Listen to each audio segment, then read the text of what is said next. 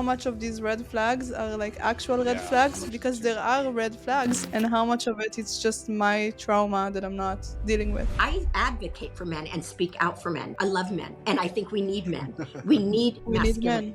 We need Yes. men, and we're giving them Yes. the message that we don't, and then they don't Yes. know what to do with themselves. That's what everybody's afraid of, to be vulnerable, because, I could get hurt. It's risky. It's dangerous, man. If I open up my soul, they could hurt me, but that is so beautiful, I think, Rachel. I think that is so attractive for you to say, yes, I'm a strong woman, I'm a businesswoman, but I want to be taken care of by a man. I want to build a trust. And even if you're on a dating with or going out with somebody that, things look like they're going good, and you being vulnerable and saying, this is really scary for me, but I want to be with someone that I could hand the keys to. And I know they take care of my business, take care of me, whatever. And I think men would just melt.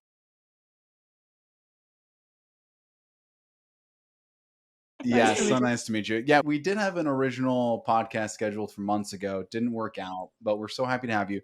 I think this conversation is going to be so interesting. I have to say, I love your content and I love what you put out. I will say it's probably a bit more traditional than what we're used to. And we live in Austin. We are part of the local conscious spiritual community. We're in a very quote unquote more progressive circles, I would say.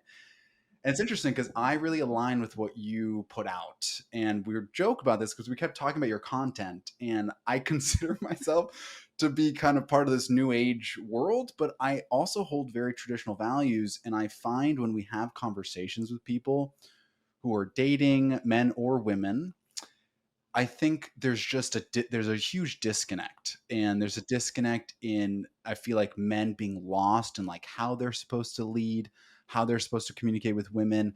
Women are lost now in what they're supposed to do to find a man and how they can put themselves out there and be more attractive to men. So I just love all of your content because I think what it's doing is it's accepting that there's an evolution in our consciousness. It's accepting that there's an evolution in the real world and how we relate to each other. But it's also going back to this biological difference between men and women. And it's accepting the reality that there are inherent traits, masculine and feminine, that we hold that we need to honor and respect. And I think that we forget that sometimes. And like in the evolution now of dating and just of consciousness in general, we forget that we have biological differences that we can honor instead of try to dissuade or push away. So anyways, large intro to saying that we love your content. We're so happy that you're here, and let's dive into it. Tell us more about yourself. Welcome to the podcast. And yeah, whatever else you'd like to share. Thank you. First, let me ask, are you guys a couple? We're not. We are very close friends. Just curious how you came together. Okay, good friends. Cool. Okay, let's see, where do we start? I'm going on 45 years of being married, and I have 3 adult children. I have 6 grandchildren, and I've always been very interested in relationships and marriage and child rearing, and I am very traditional and conservative. And I was raised in a divorced home, and I had really decent parents, but I knew that when I got married that I never wanted to be divorced, and I didn't want that for my kids. And I got married really young. I was only 19. It was not my plan. I was not going to get married till later because there was always that little recording in my head from my mom saying, make sure you always have something to back yourself up. Like, you need to be able to support yourself financially. Don't rely on a man. Make sure you get your education, get a good job. So that was in my mind. I thought, at that time, of course, I was very young. I thought, I'm not getting married till I'm 25 or 30 because I'm going to get educated and I'm going to be able to support myself, and I'm never going to lean or have to rely on a man. And although I really did want to be married and be a mom, I really did. But anyway, so I met my husband, and he was very persistent, and he was like, we got to get married. And I'm like, no way, I'm too young, not going to do it. I even moved away. I moved an hour away from him because he was so persistent. And I felt myself in love with him, but I'm like, it's too soon. And thinking, if I moved away, the distance between us, he'll forget all about me. That saying. distance makes the heart grow fonder is absolutely true. In fact, I was so lonely where I was living in Newport Beach and he was up in Walnut Diamond Bar area, which was an hour. And I didn't have any friends down there. So I had transferred jobs and stuff, but I missed him. And so we would see each other every week. We probably saw each other more because he would drive down and we'd go on dates and stuff. But anyway, he finally convinced me to move back. I moved in with my sister. We were going to college together. And then probably 18 months into our relationship, or we got married 18 months after we met. And I said I was not getting married soon. And he said, you're a distraction. I can't even date you right now, because he was going to be a pastor. And he said, women are distractions. I have to focus. And when, the third time I'd been around him, he told me that. And then we were married 18 months later. Wow. So, Yeah. Wow. So nothing nothing could went keep you as apart. planned. Yeah. Yeah. But that's also a crazy amount of like courage and determination to be like, I need to move away. I can't Yeah. control, like, I can't trust myself. I need to like physically move away. It didn't work, Yeah. but Yeah. It worked. it's smart. Well, if it's meant to be, it's meant to be. Yeah. Cool. Yeah. Well, and I had a place to go. My dad and my stepmom lived down in Newport Beach, Yeah. and I was there every weekend anyway. And so I said, can I just move in for the summer and thinking I'll shake this guy? Yeah. And boy, it did not work. So, That's funny. but anyway, and then of course, because we were so young, we said, okay, we're not going to have kids for at least 5 years. 4 months into marriage, I got pregnant. And so we're like, okay, again, not quite going as planned. So I feel like we grew up with our kids. But anyway, so I read everything I could get my hands on because I knew I was young. I knew I didn't want to do it the way my parents did it.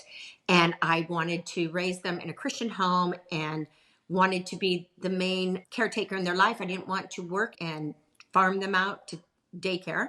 And so we made many sacrifices. We didn't have a lot of money. And my husband was a youth pastor. And we lived on a youth pastor's budget for the first, 10, 15, 10, at least 10 years of our marriage. Didn't have a lot, but we did end up buying a home. And so, yeah, I just read everything I could get my hands on because and now the things that I am teaching online, basically I've been teaching pretty much my whole life and doing classes and courses and seminars for men and women for the last 25 years.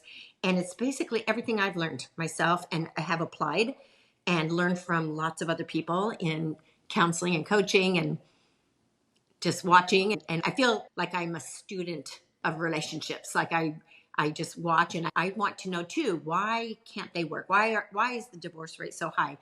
And I think what you said, I think in this day and age in our culture, there's this I think it probably all started with equality, that men and women are equal. And then that turned into men and women are the same. And there's no difference between men and women can do the same jobs that men can do and vice versa. And that's true to a point. But we are not the same. We are very different. Generally speaking, men are bigger and stronger, women are smaller and weaker. Of course, there are exceptions to the rule, but it's about our biology, the way we're designed, the way that we're made. Women are hormonal. Men have to deal with testosterone. We have to deal with all kinds of hormones. And so we're up and down and all over the place and emotional. And so that we're just very different. And I think if we can understand our differences and not just understand them, but accept them. Like sometimes we understand the differences, but we choose not to accept it. I'm not going to change you and make you into a woman. You're not going to make me into a man. And so we have to accept the differences. We don't have to like them, but we have to accept them if we're going to be in a relationship for any length of time. Yeah, you're so right. Thanks for sharing your story. I'm curious. We can get into this at some point, but super curious, like how faith has played a role in your relationship and your teachings. I also want to know some of your spiritual, or if not spiritual, just teachers and like relationships and who you've learned from and trusted and gained from along the way. But it's true. I think there is this feeling right now of if there's a gap, or if you're looking for someone, or if you're trying to get into a relationship, or if you're currently dating or in a relationship, we're just so focused on what is the other person doing for me. I think it's transitioned into this like checkbox sort of thing. We have terms now, our generation or even the younger generation than us, it's like red flag and yellow flag and all these things. And we've come up with terms of whether these people meet certain checklists. And I think that's contributed to so much of our problems, because what I think in turn we should be doing instead is looking inside and saying, who do I need to become? What do I need to do to find the relationship that I'm looking for? The second we get stuck externally, guess what? You're going to have so many problems because you can meet 1,000 different people and they're all going to be 1,000 different ways and they're going to treat you and say 1,000 different things. So if you can stand in your own value and become the person you want to be in a relationship, then you're going to attract those similar types of people. So just back to the point of expecting someone else to be a certain way, it's never going to work. It's never going to work. And the more you look externally, you're just going to miss. So I try to, and we do a lot of talking like this on the podcast, but just run into situations. And I find myself doing this too from time to time. I get so external. I'm like, I wish this person did this, or why can't they be like that? If you're going to do that, you're going to be lost. It needs to be come from the inside. Yeah. Is that how you feel? Yeah, mostly. I feel no, it's right, but of course, there's how much of these red flags are like actual red Yeah. How flags, much is because too there much? are red flags, Mhm. and how much of it it's just my trauma that I'm not dealing with. But yeah, it's totally right. It became something like, okay, if we meet these check boxes, cool. If not, on to the next. And we don't really stay there and give people the opportunity to like really show us who they are. We're just seeing That's some right. upper layers. That's right. Are you both single? Yep. Yes. Okay. And Rachel, where are you from? Yeah, I I'm from didn't hear you. Israel. Got a little accent going on. Oh, okay. Yeah. Yeah. We're And you guys are in Austin, Texas, right? in Yes. Austin. Yeah. Mhm. Austin. Okay. Both transplants. Yeah, I think we definitely need to have a standard of here's what I want in a partner. Here's what I'm looking for. And we have to remember we tend to attract who we are. So if you are messed up, if you're unhealthy, if you have really low self-esteem, if you have if you don't deal with money, Yeah. have poor spending habits or whatever, like you're going to attract who you are. So the idea is to become the best, healthiest version of yourself first before you get in a relationship. That's ideal. Now, my husband and I were very young, and we weren't even fully developed in our brains yet. You're not fully cognitively developed till you're like 24, 25. I was 19. He was 21. So we grew together for sure, but we did connect at values. We had the same values as far as family and home and church, our faith. We agreed on all that. We agreed that we would live on one income and that I would be home and raise the kids. Like we had the same faith. So you definitely connect at values, and you can't change somebody's core values. They can change them, but they have to see the need to change. But so instead of always, I think people are always looking for the right person, instead of focusing, like you said, on themselves. Am I the right person? I want to be the right person. And as a woman, and yes, my frame of reference is the Bible.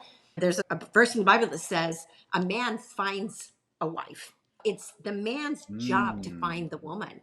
It's not the woman's job to pursue a man. And I know that some men will say, I'm really bashful and I would rather a woman be the initiator at first. But still, I would say, if a woman is going to be the pursuer of a relationship of the man, that puts her in the masculine role.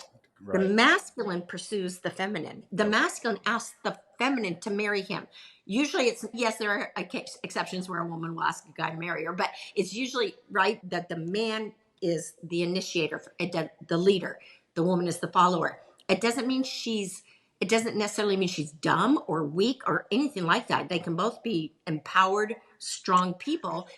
But if you want to have a romantic relationship, there's got to be the leader and there's got to be a follower. Two leaders, two heads make a monster.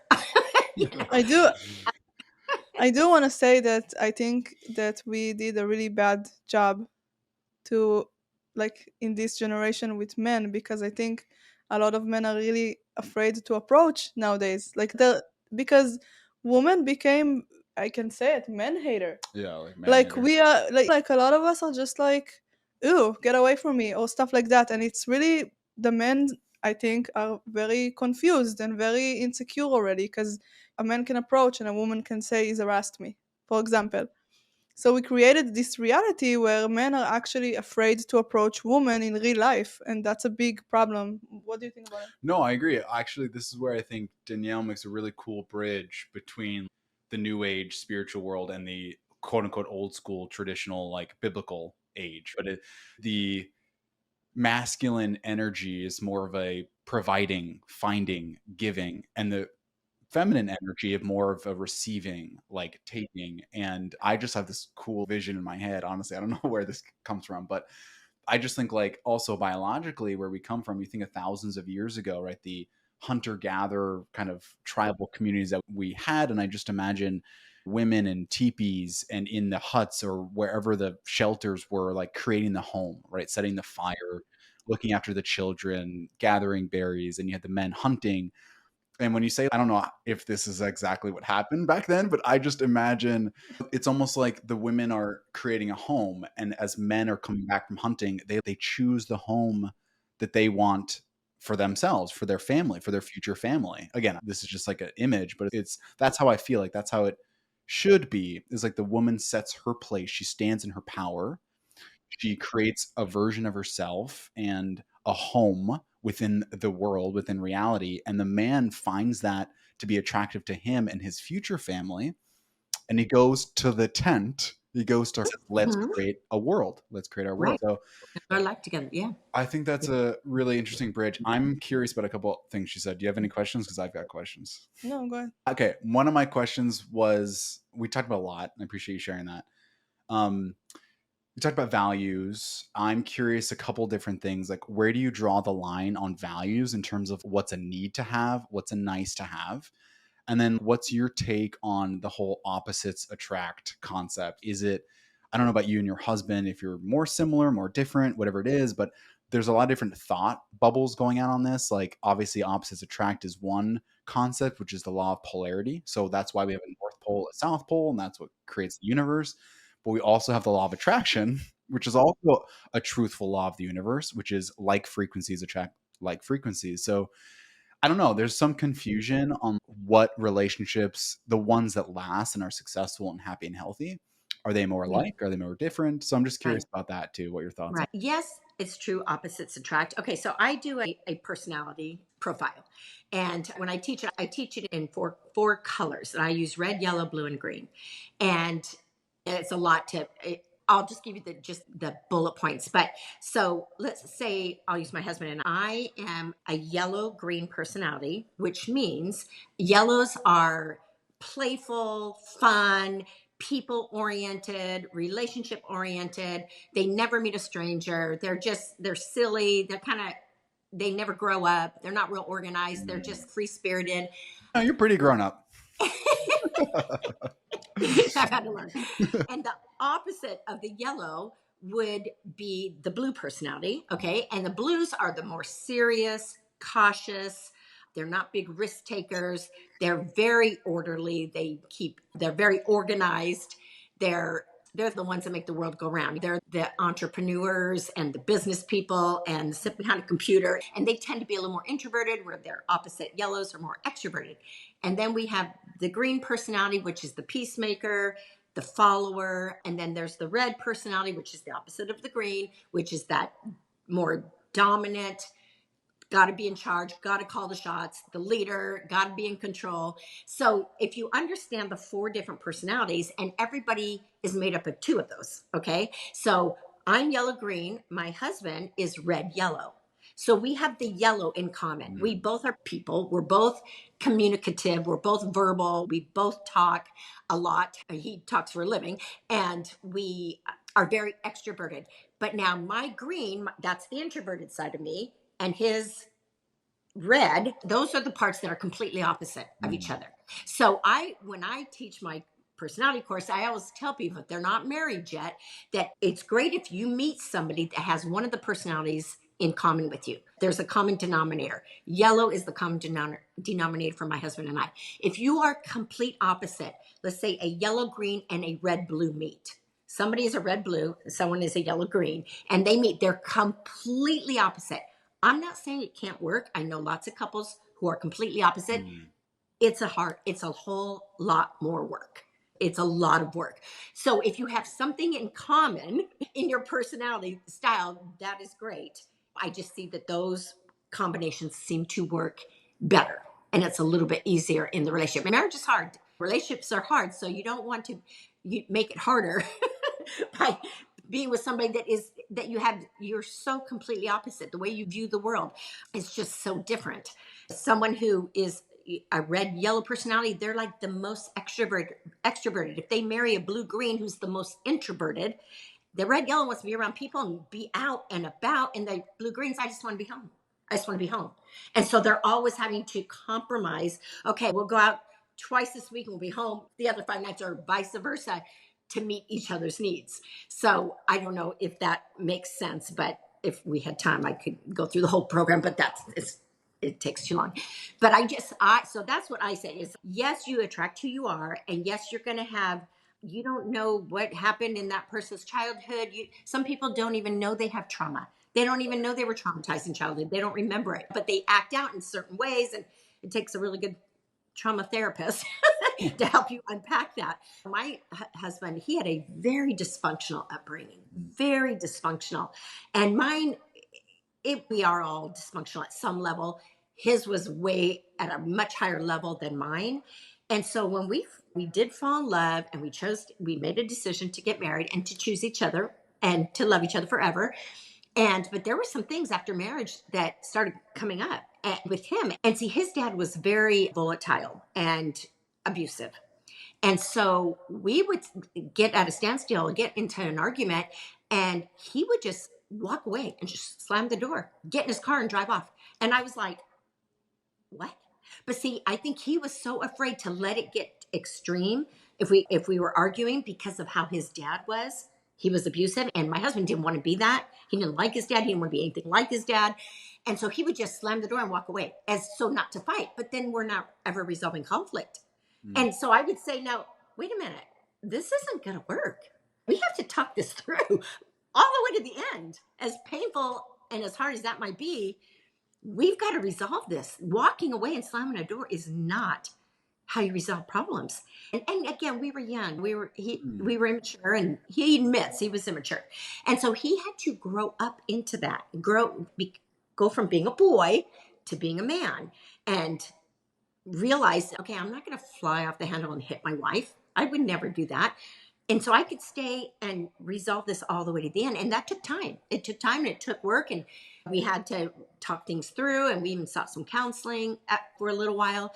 But so all that to say, I don't know, was I trying to answer a question? You did. No, you did great. It's true. I think it, like, so much of that resonates. I think for a lot of men, myself included, especially when there's volatility at the home, or you're growing up in a situation where you don't know what to expect. And I knew for myself, like, it's a safety mechanism, right? It's like, this is too much. I can't handle, so I'm going to remove myself. And you kind of have to keep, it's like exposure therapy. And actually, Rachel's been great for me in that sense, because things will come up in our friendship, in business, whatever. And there's always going to be a little part of me that's, you know what, I'm not in the mood for this. I don't want to deal with this, or I don't look at it. And she will say, hey, no, we've got to look at this. We have to resolve it. And that is in large part one of our main focuses of the podcast we had, I don't know, 2-3 weeks ago, which is, that is the hardest thing to do. And it requires so much courage to shine a light in the areas that are dark in your subconscious or in your relationship. Like, we have to convince ourselves, and we have to convince other people that by doing that, by bringing awareness to the dark, you're only helping yourself. In the beginning, it might be painful, it might be difficult. It's really hard to see what we don't want to see. But when we do that, I think we go through like this transformational phase of, okay, now that I see it, now that I bring awareness to it, and I trust myself to bring compassion. Like, I think one of the reasons we don't want to look at something is because we don't trust that we'll look at it with love. We feel like there's a part of us that's going to find it and it's going to reject it. It's going to treat it the same way our caregivers treated us. It's going to be volatile. It's going to reject it. So if we can, on the one hand, train ourselves to bring love to all parts of ourselves, and create whatever tools, whatever methodologies, whatever we need to have the courage to look at it, I think those two things are powerful. So kudos to you and your husband for working through it. Because the only other thing that comes to mind for me, and I don't know if you have any thoughts, but like the courage to choose over and over again. And we haven't talked about this, but like in this culture, in the swiping culture and dating, that is so hard for people. It is so hard for people to say, every day I'm going to choose you. And I remember, like, in past relationships of mine and dating, whatever, it has just become so easy to go, I'm not feeling like loving this person today, or I don't feel good for any, like, a short amount of time. Let's say not even a day, let's say weeks or months. There becomes a cutoff. And that's something I'm also curious to get your insight about. There becomes a cutoff where if you're not feeling something over an extended period of time, hey, this is a repeated pattern. We've worked on it. I don't want to keep feeling this way. We need to call it or do something. But I also think that we get stuck in the trap of, I'm not feeling a certain way, and forgetting that we are creating, in large part, that feeling. And if we can be conscious of trying to choose to love our partners and to choose to do the work that's required, we actually can change that whole energy. Instead of feeling, oh, this person isn't for me or this isn't going to work out, you can actually completely shift that reality. And you can change your partner in large part, not directly by changing who they are, but by giving that sort of energy of, I'm here for you. Let's work on this together. So I think that's vital. We don't provide that enough. And I think in the dating world, like, I personally don't think people should date unless they are looking for a partner for marriage. And I know that might seem old fashioned for Certainly this. traditional. Yeah, but it's like dating, the purpose of dating is to see if are we compatible? Is there chemistry? Can we talk? We need those three C's: communication, chemistry, and compatibility. Some people just chase chemistry. Oh my gosh, my body is liking your body, like my body wants to be with your body. And that's a real thing. Chemistry is huge and it feels really good. That's the fireworks, and those are the sparks that fly. And a lot of people will, just because they have chemistry with somebody, they're really good at jumping into bed, but they're not good at making those choices later on of, now I'm going to choose you because now I've given myself to you. And that's why I don't think people should be sleeping with each other when they're dating. Because it's such a sacred thing. And I know we've lost that in today's culture where sex is no big deal. You can have ever many partners, but especially for women. I did a podcast with somebody and he said, oh, I had him on my podcast, and I said, in your content, you said there's nothing wrong with sleeping with somebody on a first date. And he said, yeah, that's right. I completely disagree with you. I said, there's nothing wrong for a man to sleep with a woman on a first date, Interesting. because for a man, he doesn't get emotionally bonded over sex. For a woman, she does. And especially before menopause, if you're in your teens, 20s, 30s, 40s, women, when they give their body to a man, they're giving a piece of their heart away.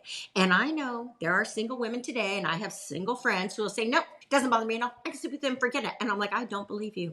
I think your conscience has become so seared because you're telling yourself you can sleep around like the way men can, and it doesn't bother you. It doesn't take something from your spirit, from your self-worth, your self-esteem, just giving your body away like that. And most of us women are broken women that are doing that. I was on another podcast with somebody else recently, and they asked me about the girl that had 1,000 guys in one night. And I'm like, very famous now. oh my gosh. But at what cost did she make all kinds of money and get notoriety? At what cost to her personally? Now, she's pretty young. I'm not sure exactly how old she is, but I think she's in her 20s or something. I'd like to see who she is at 40, because I'm telling you, that is going to come back to bite her. And to pretend like it's no big deal, she has had to close off part of her heart, emotionally, she has had to shut down Yeah, to be able detach. to give her body away like that Yeah, to I can. strangers. Come on. Okay, yeah, but I agree completely. But I just want to say that, so for me personally, when I was young, I was very much like that. Like I would have multiple partners, and I would think that I can just hook up, no consequences. And as I grew and I started taking care of myself and looking at my trauma and looking at the things that I've been through, I realized why I was doing it. And so today, when I look at women that do it, I feel sorry for them and I have a lot of compassion, because I agree with you. And I don't think that any woman can actually operate like a man in this type of thing. Like, it's a specific energy and it's something that we give. And I can say that for me, it was because I wanted love, affection, intimacy. And that was my fast track shortcut way of getting it because I didn't believe that I can get it any other way. And each one of these women will have her own set of beliefs. But yeah, I also want to give hope to women that and say that it's not from a place of judgment, but it is from a place of, yeah, in order for you to operate like that as a man, you are not looking at your needs directly and you're meeting your needs indirectly in a way that's going to be detrimental for you and it's going to hurt you in the future. And everybody has their vice to medicate their pain. So Yeah. some women use sex to medicate her brokenness or feeling unworthy. Other people use alcohol. Other people use drugs. Some people use shopping. Some people use gambling. Like some people use pornography. Some Like people do all of that. yeah. Yeah, So check people, everybody. Yeah. they're just trying to medicate. They're trying Right. to Yeah. medicate what is broken on the inside instead of really doing the hard work and taking a deep dive. And why do I drink? Why do I just have sex with whoever? And asking those questions and getting whole and healed. Because if you're not whole and healthy and healed, and you go into a marriage relationship, you're going to always be looking to that other person to make you feel a certain way, to make you happy, to make you feel good about yourself. And that person is as broken and fallible as you are. Like none of us are perfect beings. We all have our issues, our stuff to work on. But if I'm working on me and my husband is working on him, then we can come together and work on the marriage together. But two broken people aren't going to make a whole. Two halves don't make a whole. It's a half times one makes a half. So you both are always, and it's a journey. It's like, we weren't perfect when we got married at 19 and 21. We weren't the healthiest versions. We were kids, but I always said, always heard stories about people that would say they fell out of love or they outgrew one another. And I didn't want that to happen to us because I knew we were starting at a young age. And I said, I always want to make sure we grow together, that we're reading the same kind of books. I remember my husband went to a conference in another state, and I had just had a baby. And this conference that he went to, and it was a faith-based conference, he came back so excited and elated and a changed man. I mean, he was just like, he had so many new things to tell me about. And I was jealous. I'm like, oh my gosh, you're outgrowing me. I need to go. I want to go. I want to learn what you're learning. And so the next year I went with him. And so, but it's like, I always wanted to make sure we were on pace with one another. If I learned something new or he learned something new, let's talk and teach each other so that we can always grow together. Something I wanted to hit on real quick, Rachel, that you said earlier about how men have gotten a bad rap and they've been like just put down and diminished and disempowered. We can thank the feminist movement for that. Okay. The feminist movement that it actually started centuries ago, but really came, probably the second wave came in the 60s, where all of a sudden we want to be equal. And it was great that the feminist movement got equal pay for equal work. That's awesome. But it wreaks havoc on romantic relationships because of the whole equality thing, that we have to be exactly the same and exactly equal. And we will never be equal. And in a marriage, there's times where I only have 20% to give. I'm wiped out. I'm exhausted. My husband has to pick up the slack and give 80%. There's times where I'm giving 80% and he's only giving 20. And we go back and forth, depending on what our strengths are, what our circumstances are. But it's never going to be completely equal in a relationship. And I think we are in a culture that's, if it feels good, do it. We're all the same. Everything's genderless. It's not true. It is a big lie. Men are men, women are women, because of the way we're designed. We're so completely different. And I think that part of that is that men have, because there's this smash the patriarchy thing with women, and women have gotten so, like you said, they've become man haters. Not all women, but some women, like where we think we're superior, where women have this superior attitude toward men, and it's so wrong. And I feel for men. I advocate for men and speak out for men. I love men, and I think we need men. We need Masculine. men.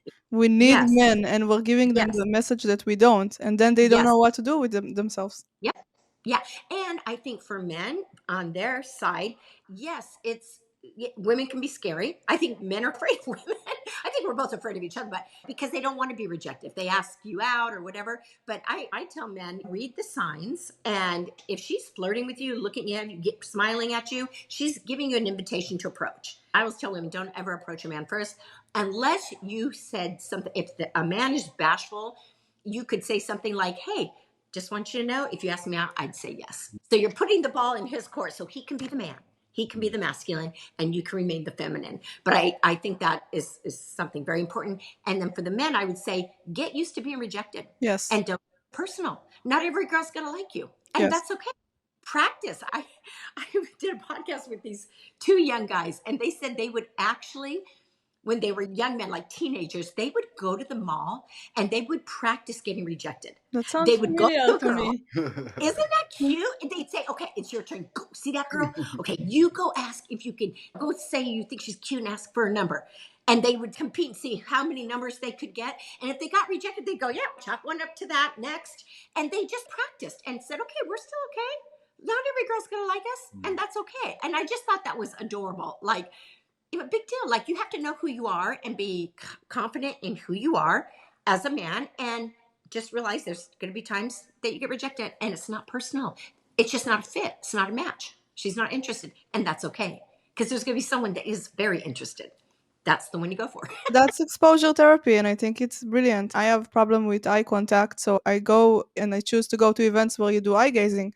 And then I have friends that they actually do the same, like male friends. They go and they get rejected, and then they sit with what comes up, and then they walk with that.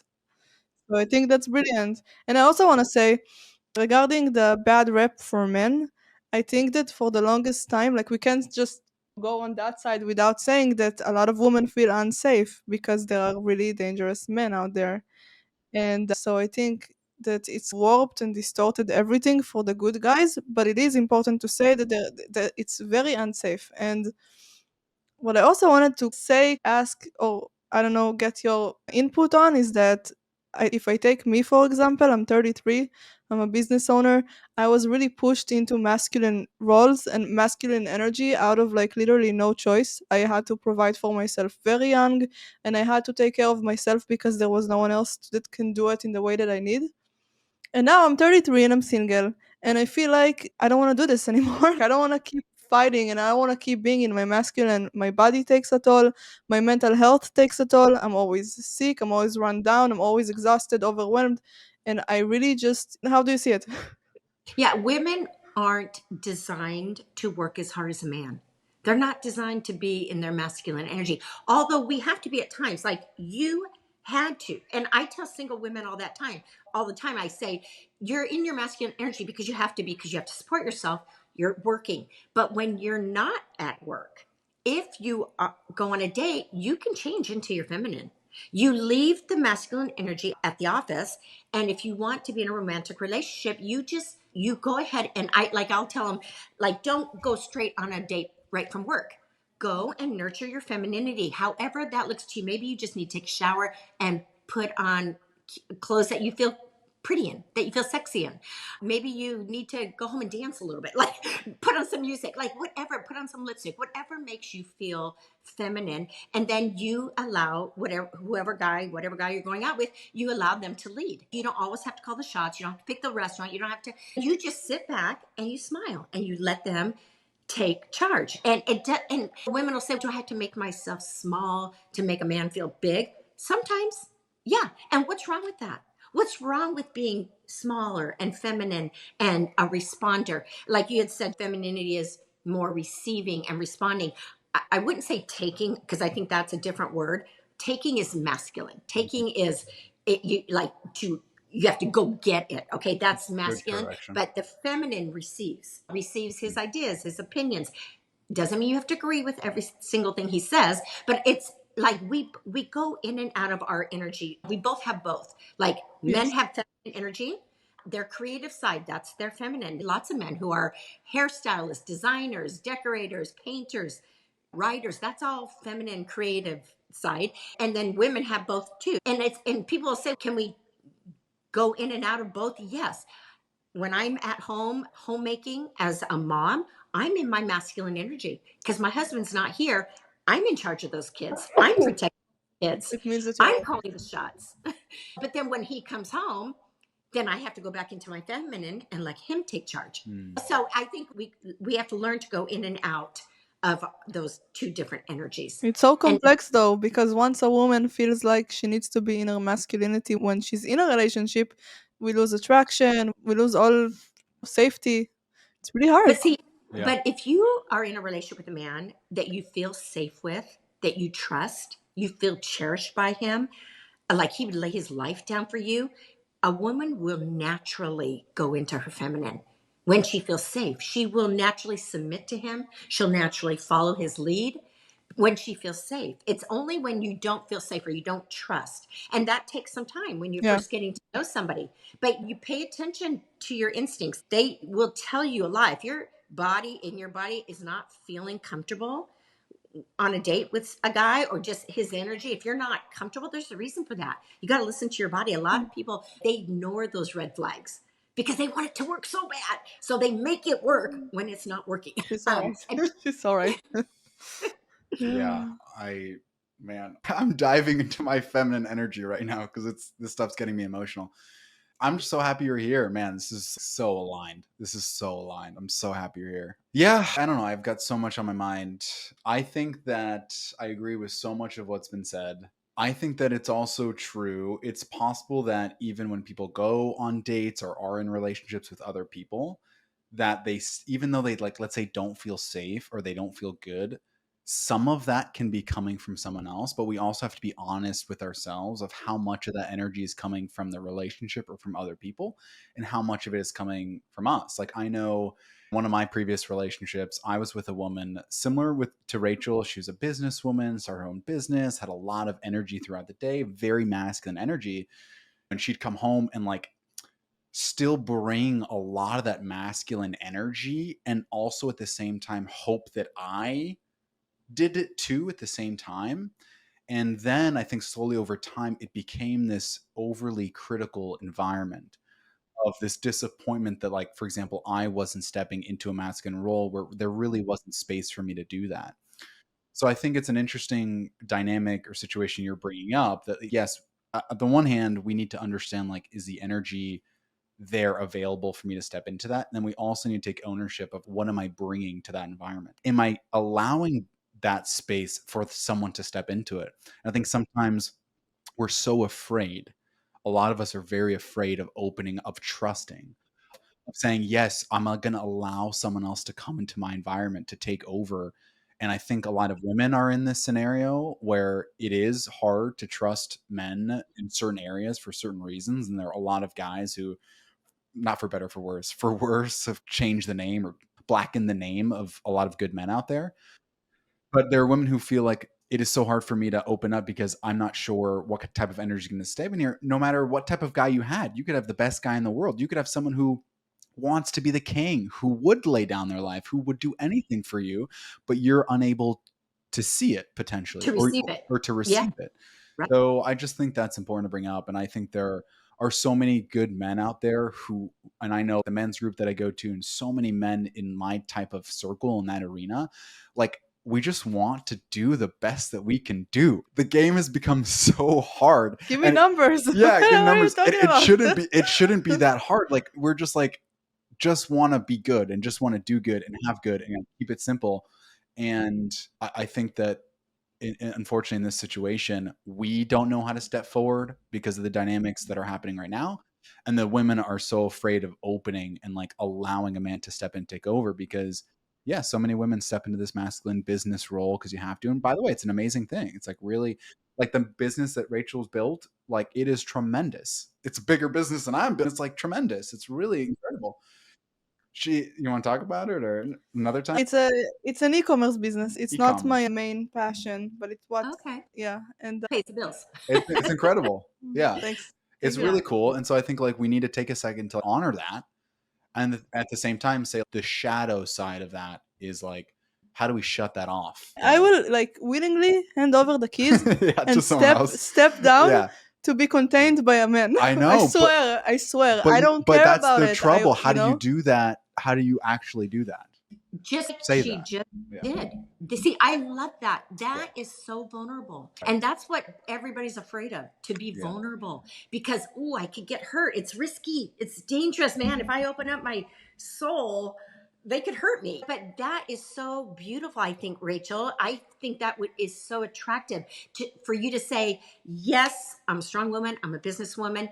But I want to be taken care of by a man. I want to build a trust. And even if you're on a dating with some or going out with somebody that things look like they're going good, and you being vulnerable and saying, this is really scary for me, but I want to be with someone that I could hand the keys to, and I know they take care of my business, take care of me, whatever. And I think men would just melt to hear that. A good man would melt to hear that. Really? I'm going to step up because I'm going to be that guy for you. Don't you think? I don't want to No, say that I don't yeah. want someone to be like. Of course, it will be great if someone will be the provider 100% But of the time. yeah. But I would still want to So follow passion. this is what I was gonna say. No, of course, yes. There's Like I other need a purpose. variables. The guy is Yes. not the whole Yeah. purpose, but yeah. No, but to that point, yes. What I would say is part of me did melt. I'm like, wow, that's so cool. I would love to step into that type of role. But I also think the asterisk is, and I appreciate you saying that. I'm not doubting your intention, and I'm not doubting at all what you're saying or how you're feeling. But I do feel like even though you might feel that way, there might also be another part of you that's going to hold on to that key for the strongest Until grip. I know it's safe. Yeah, it's like you're going to hold on that key, you're going to lock, you're going to hide it. Until I You're know like, it's safe. yeah, you're going to be like, I want to give it away, but also it's like it's locked away in like this. For sure. And guess what? That's isn't that the story we all grow up with a Disney princess locked away in the tower? The Prince Charming comes to say it's the same concept. We lock it away until we feel like that knight is going to come get it. So I'm part of me melted. Part of me is like, what actually will it take? And I guess only your intuition, only your body will really know when you're ready to unlock the code for someone to. I would still want to be in creation of something. I would still want to feel like I'm fulfilling myself. But what would change, like handing the keys over, it will be I no longer need this to survive, so I can detach myself from it. It doesn't physically have to be I'm giving up my business, but it will be a shift inside where it's okay. Like I can just have two clients, just so I can have some money, so I can feel freedom. But this is not gonna run me over. This is not gonna control my life like it is today. Today you see me like I'm. Yeah.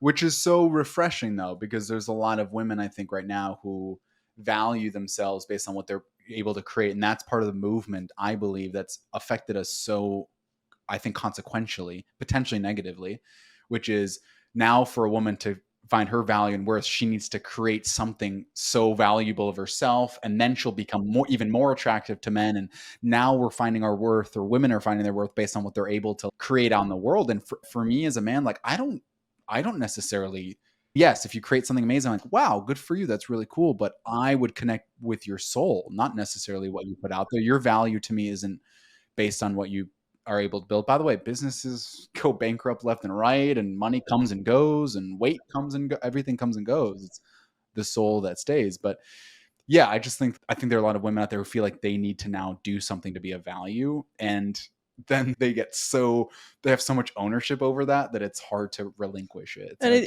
it's understandable, and that's like the first step, right? Because my business gave me a sense of value. It gave me a sense of like worth.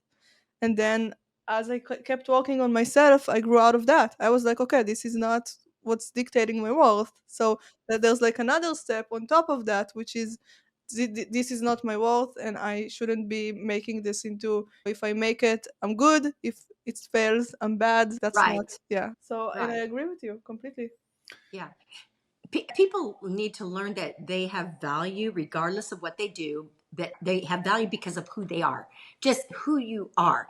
And I know that I struggled with that in my younger years when I was raising a family. And that's the other thing, the feminist movement taught women that they're much more than just a mom. Let somebody else raise your kids, have them.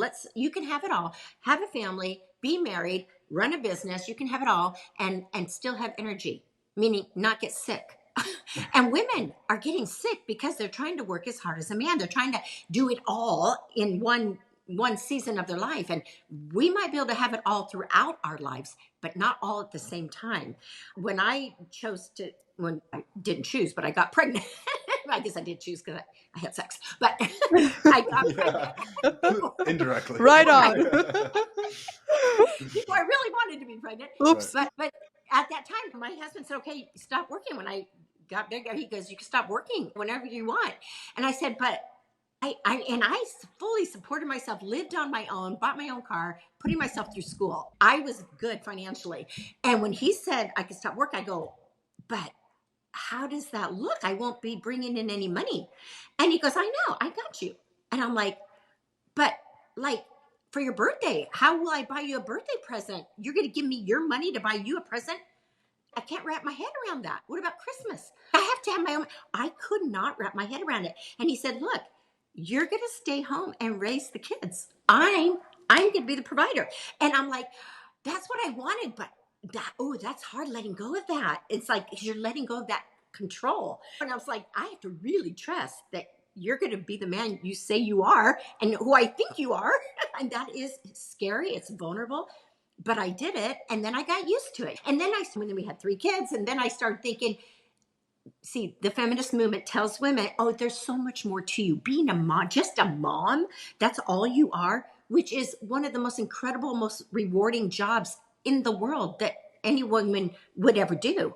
Not that you can't do something else too, but I could never handle running a business and raising kids at the same time. And because my husband traveled a lot, I was the sole caretaker. And people would say, go with them and you can have a part-time job there in school. And you have so much more to give, Danielle. That's what they would say. You're more than just a mom. But I would think, but then both parents are gone. Who's going to be there to take them to school? Who's going to pick them up? Who's going to be home when they get home? I was a latchkey kid and I got into trouble.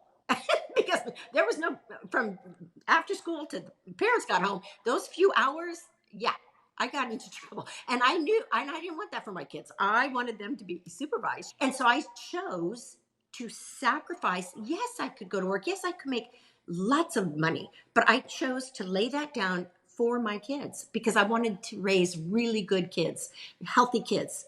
And I did. And they're all really good kids and now raising their own families. But I saw we were youth pastors for years, and I saw the trouble that teenagers could get into when parents weren't around or parents weren't paying attention. And we did that for years, talking to kids who just had these home lives where the parents were just not present. And so I just knew that's not what I wanted for our lives. But I do believe that you could have I was personal trainer. I taught fitness classes part-time. I was able to take my kids with me, put them in childcare for that hour that I taught the class, take them back home. And so I made a little bit of money. I waitressed for a while. I always did little things to contribute financially, but for the most part, my husband was the provider. And both of us felt very like I was living my purpose, my passion through my kids. Now the kids are grown. When I became empty nested, I could go on to do other things. But again, it's all a season in your life. Rachel, do you want to have kids one day? Do you want to be a mom? Yes, with the right person. With the right person. And if it contributes to my life experience. Yes. Yeah. Okay, so that might be the next thing you create when you find that right partner or when you get found. my father is just get a kid. Just have a kid on your own. And I'm trying to explain to him, Dad, I can't have the business and raise a kid. Like I can barely like my dog is it feels hard. Yeah, and it's just And children need a mom and a dad. They need both. Yes. For a reason. There's a reason the family is designed the way it is. Yeah. They need a mom and a dad. And so don't I won't. short. You wait for that right guy. He'll find you. Yeah, you're beautiful, you're smart, you're vulnerable. You've got it. Wow, that's so Thank sweet. you. Dang. Thank you. Yeah. Told you it's nice to have her on. Yeah, you made my day. I think we've got time for maybe 1 or 2 more questions. I have a question. Okay. What do you think is the biggest pitfall in relationships and how to avoid it? Wow. Biggest pitfall? Get out of the gate. Yeah. Pitfall. I would say probably selfishness for sure. It's more about me than we. Okay. For sure. To be in a relationship, you have to be selfless. And I think that's what marriage is all about. Marriage isn't just to make you happy. Marriage is designed to kill you. Kill you in a way that where you die to your selfishness. And if marriage doesn't make you die, having children will. Okay. When I had my first, Again, I was 21 and I realized how selfish I was. I was like, wow, like it is not about me anymore. It is about this child that is so completely dependent on me. I have to live for this child. And so I was taught that at a very young age. But I really think that people are just very selfish these days. And like you said earlier, Jonathan, they're looking at what does this relationship have to offer me? Not what can I give to this person? What do I have to give to them to make them their best self? You know, what rather than what did they got for me? What do they bring to the table kind of thing? I think that we live in a culture where I won't settle. I'm going to find the perfect person, which then good luck because there's no perfect people out there. You have to settle. Everybody has to settle somewhere. Now, you get to decide where you're going to settle, but there's no perfect person and you're not perfect. So you just have to decide. And this is where you make those decisions in the dating time because you're looking at this person. Is there chemistry? Is there communication? Is there compatibility? Do we like to do the same things? If you're constantly arguing and then you're not compatible. You're not compatible. That's a red flag. You have to, like my husband and I, we became really good friends. Like he was my best friend, and they all say marry your best friend. We had so much fun together. Like when in a relationship, if you're crying all the time, something's wrong. Now, once you get married, that's where the hard work is. But dating, you get to break it off. If things aren't working, you need to observe and watch. But does he make you laugh? Do you make her laugh? Does he think you're funny? Do you laugh at yourselves? Like my husband and I think we've always said that's probably our number one thing that has kept us going is we can laugh at ourselves and we can laugh at each other and we laugh together. And he still makes me laugh. He is the funniest man I know. And he has such a good sense of humor. And that was huge for me. A guy that was entertaining. He just entertains me. Yeah, We have Jonathan, so much like fun together. And I think that's huge. You've got to enjoy your time together. If there's nobody else around, and when I met my husband, we could talk for hours. We'd be like, oh my God, I got to get to work or I got to get to school. 3 hours have gone by. Where did the time go? There was always so much to talk about. And it was easy. Relationships shouldn't be that hard. They really shouldn't. It should be easy and fun and enjoyable. Now, the hard work is after you say I do, okay? And you say, okay, now I am committed. We are laying our lives down for one another. We are submitting to one another. We're going to defer to one another. You're going to lead. I'm going to follow. There'll be times where you need to lead, Rachel, because you might be stronger in finances or you might, Jonathan, be better at math. So you have to lead in that area. So you get to have those kind of conversations once you're married. But but when in the dating world, that's where you're observing and just watching how people react. When he gets really angry, how does he handle that? When she gets really sad and is emotional, how does he handle my emotions? Can he self-regulate? Can he handle or does he run away? And I think it's funny, and maybe I'm getting off. Stop me if I'm okay. You asked me about the biggest pitfall. I think there's so many, but I think all there of are so them. many. It's hard to say just one, but yes, selfishness is probably one. And gosh, let's see. I think once you're married, I think that the families, like your extended family, can be end up being a problem if you allow your parents to become too big a part of your relationship. That can be a problem. My husband and I never had to deal with that too much because his family lived away from us. But I know there's some families where the wife doesn't like the mother-in-law or the husband doesn't like the father-in-law or something. And there's those kinds of issues that can become an issue in marriage. Not that our families are always going to get along perfectly, but you have to remember that the marriage is first. You put each other first. That is the top priority before the children, before anything else. The marriage has got to be the priority. I think not being willing to be vulnerable can be a huge pitfall in relationships because vulnerability doesn't mean you just like for men, Jonathan, I get so much pushback when I post something about men being vulnerable, how it shows their strength. I think it takes major courage, especially for men, to make themselves vulnerable. And men push back. Don't ever be vulnerable in front of a woman. No, I don't. I disagree because they've gotten hurt. But to me, I trust that you can handle the pain. I trust that you're a strong enough man. if you make yourself vulnerable and you end up getting rejected or hurt, that you can handle it because you're a masculine man. That's what a masculine man does. Not that a woman should use a man's vulnerabilities against him. And I know some women are really stupid and they do that. And I come down pretty hard on that. Don't use a man's vulnerability against him because he's never going to open up to you again. But when I say vulnerable, I mean being authentic, being who you are, not being afraid to rock the boat. Sometimes you got to rock the boat in order to get peace. Sometimes you got to go to war. You got to fight in order to get peace. But if you're just going to be a peacekeeper and you're going to keep, meaning keeping the peace at all costs, so you never really share and are authentic about who you really are or how you really feel about something, it's going to blow up on you somewhere. You can hold it down for a certain amount of time, but eventually it's going to pop its ugly head somewhere and it's not going to be pretty. So I think we've got to be willing to have conflict and not be afraid of conflict. And again, and that means being vulnerable, unzipping yourself and saying, this is who I am. Doesn't mean you're, as a man, you have to be crying all the time. I don't mean that, but you're just being real, being honest with who you really are. And I think it goes both ways, but I think men have a harder time being vulnerable because they think it's weakness. I believe that it is strength, and it takes a lot of courage to be vulnerable and be authentic about who you are.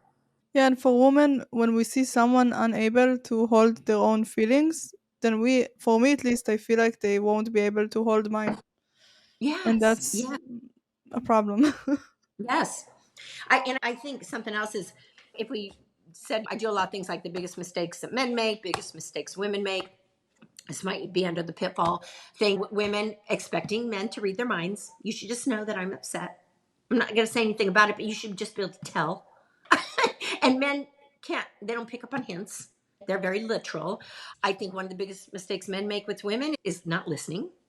And they want to fix her rather, and especially if she gets on a rant, she's emotional and she's venting, she's processing. Men want because you're a natural problem solver. You, in your logical brain, you want to fix the problem, interrupt or fix the problem, and that frustrates a woman.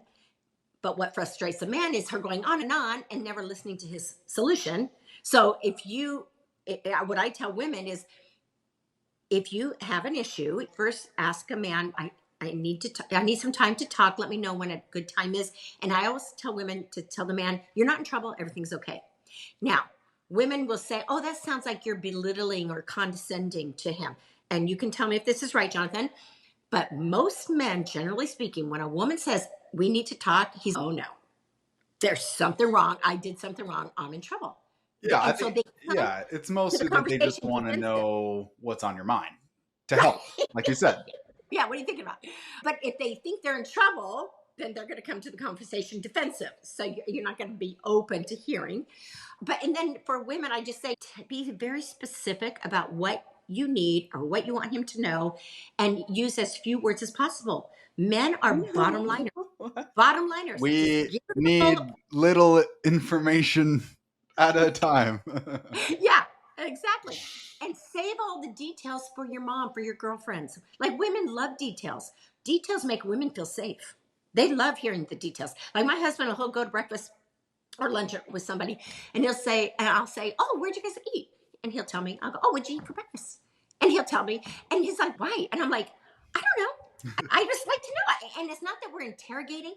We just like details. For some reason, details make women feel safe. And if you're not sharing details, we feel like something's wrong. Danger. Like, why aren't you giving me details? And it's not that we don't trust you. We just like to have all the T's crossed and all the I's dotted. And men are just like, just give me the bottom line. I don't need all the details. And if he wants details, he'll ask. One time I got in a car accident and I called my husband. And because I know this about men, I just said, got in an accident, car's a little bit banged up, I'm fine. And then he goes, what happened? But because I would have normally, as a woman, said, okay, so, I'm driving and I pull in, and right then on the radio, and then I saw this, and then I opened my door, and then another car pulled in, and I would have given him every deal, and he would be saying, what happened? What happened? What happened? Just get to the point. Like, are you alive? It's Are you the car. okay? Total. Right. Get to the point. So I just got to the point, and then he asked me for the details.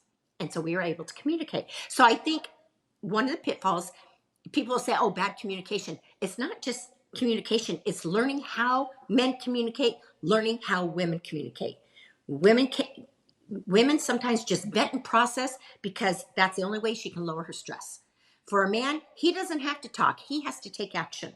That's what will lower his stress. He's got to move. If there's a crisis, an urgency, he might have to go for a jog or go to the gym. He's got to solve the problem. He's got to take action. But for women, we just got to talk it out. And it might not even make sense. And we might not even say it all in order.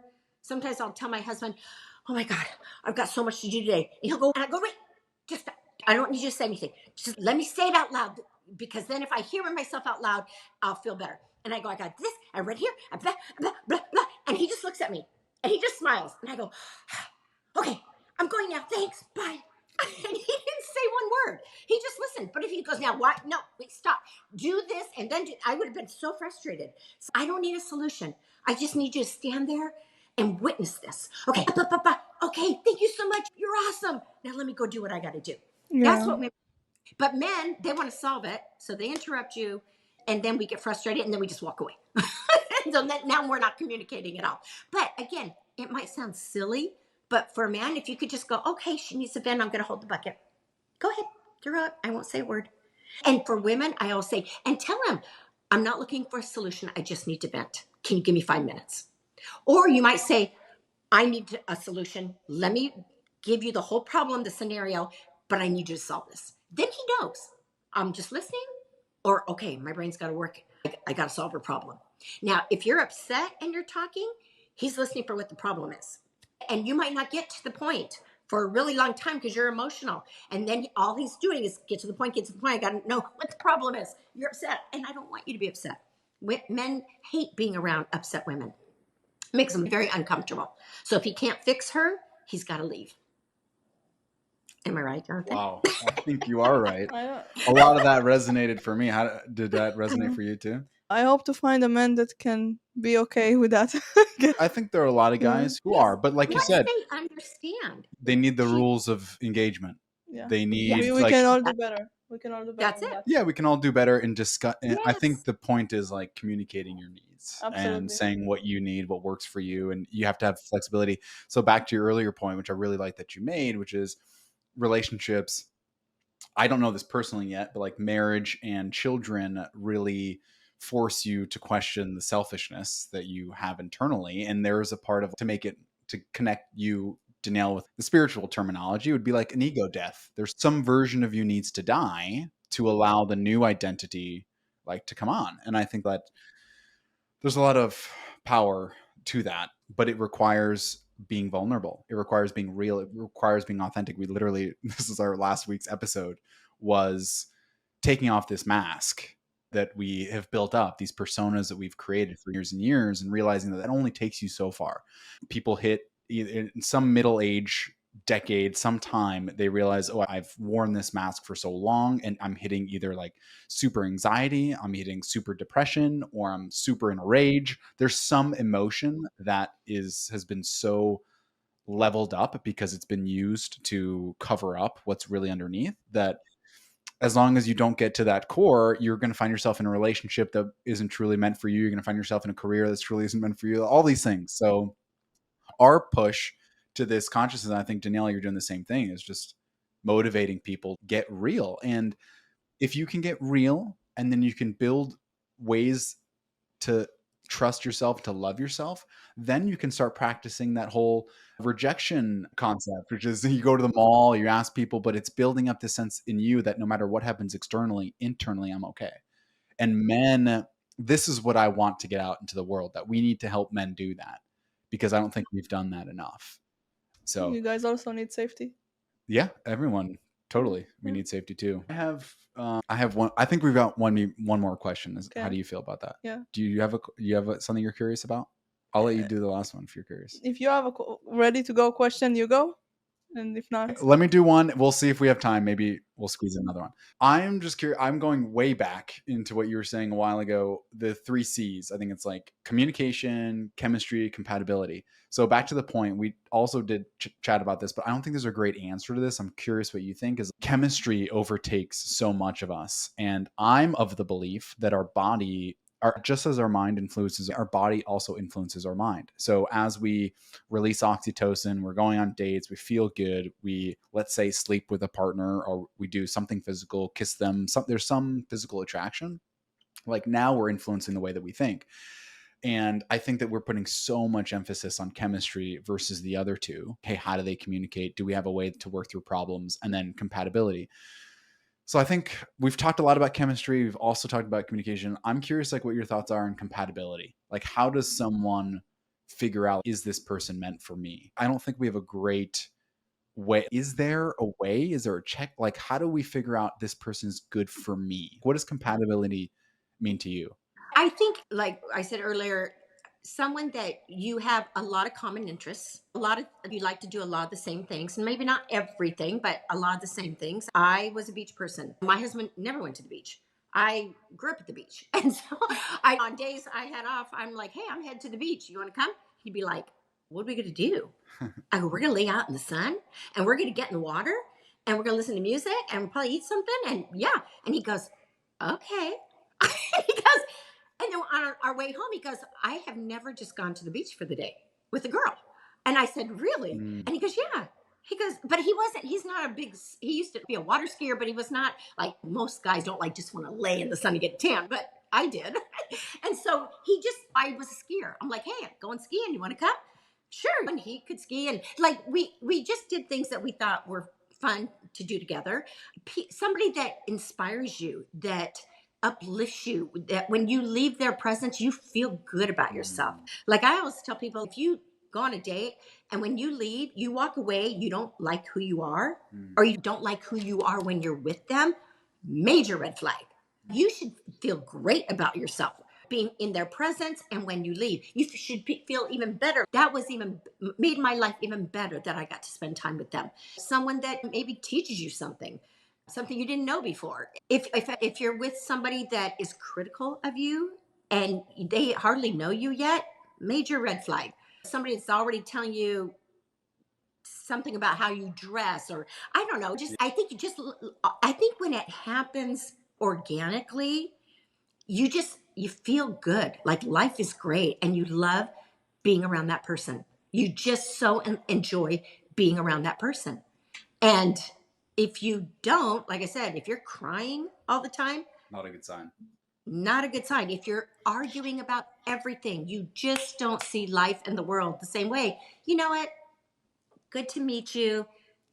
Maybe we'll be friends, maybe not, but this isn't definitely not going to go romantically. But yeah, I just think you have to have a lot of things in common, more in common than you don't. Okay.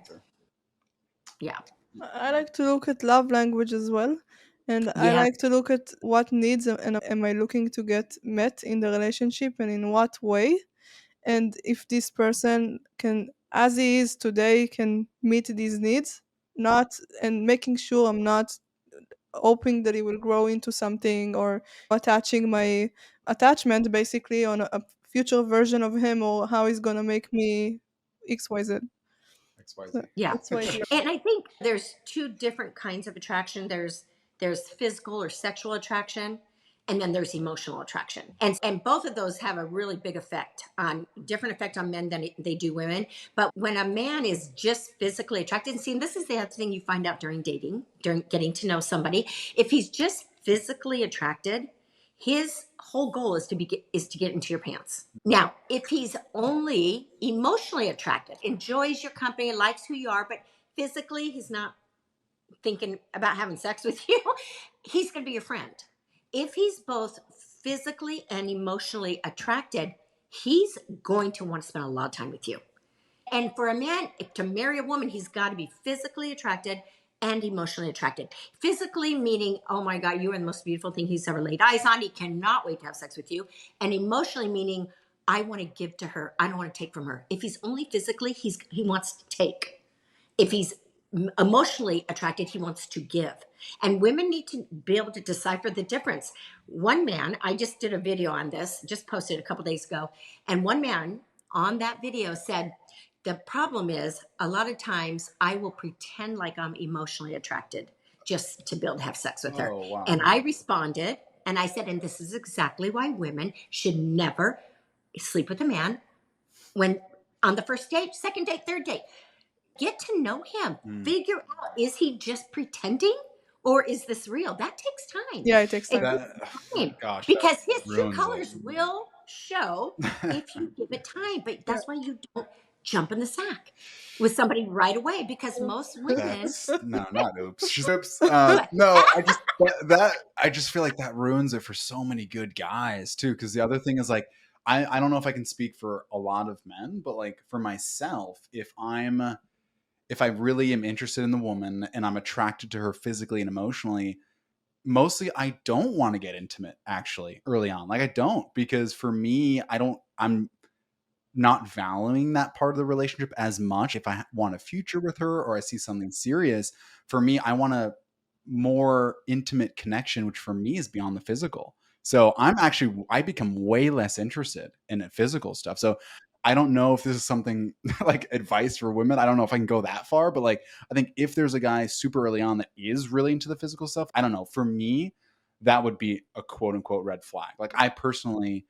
and I can't speak for a lot of men or women, maybe just for myself, but I wouldn't be so into the physical stuff early on if I was really into the woman and wanted her for something serious, a longer term thing. There was one young couple that some years back, and the guy had moved to her city and they had known each other in another city, and then she moved away, and then he ended up going to school where she lived, and so he didn't know anybody, so they met up and they were friends, and she just had the biggest crush on the girl, and he kept saying, we're just good friends, we're just friends. He was not physically attracted to her in that way. He just wanted to be friends, and she was just falling in love with him, and because they spent a lot of time together and they had fun together, but he just wasn't attracted to her in that way. They ended up sleeping together, and when they broke it off, she was so mad at herself that she slept with him. And I said, didn't he continue to tell you, we're just friends, we're just friends? She goes, yeah. But she thought if she slept with him, that would make him fall in love with her, which a lot of girls think that way. If I give sex, he'll give me intimacy. And guys will trade intimacy for sex. Like, I'll be intimate, like conversationally, emotionally interested if there's a payoff, if I can get sex. And so she was just heartbroken when they broke up. And I said, you willingly gave your body to him. Most men aren't going to say no. If a woman is saying, I will have sex with you, most men, if they like them or not, will go, okay. Right? Generally speaking, they'll go, okay, Christian or non-Christian. They will, if a woman's offering it up, rarely will men turn it down. Okay. And so this guy, he took it because she was offering it, but he kept saying, we're just friends. And then I ended up talking to her, and I said, this is going to kill you, what I'm about to tell you. I said, but I care about you, and I want you to deal with this now because it's going to happen. I said, he is just not that into you. And I said, I know that sounds so harsh. I go, but it's not a fit. It's not a match. And I know you gave yourself to him. She was a virgin and she gave herself to him. And so she was just so angry at him, but really angry at herself for giving away her virginity when she knew he wasn't in love with her. He kept saying, we're just friends. She didn't want to believe him. I always tell girls, when a man tells you something, believe it, especially like that. Like, we're just friends, believe him. Or I'll never have kids, believe him. Because women just think, oh, I'll get him to change his mind. I'll get him to change his mind. And then that girl, some years later, she said, when you told me he wasn't into me, and I even recommended that book, He's Just Not That Into You, she goes, I finally read that book 2 years later. She goes, and you were absolutely right. She goes, I'm so glad it ended when it did, because I was hanging on to a fairy tale that wasn't ever going to go anywhere.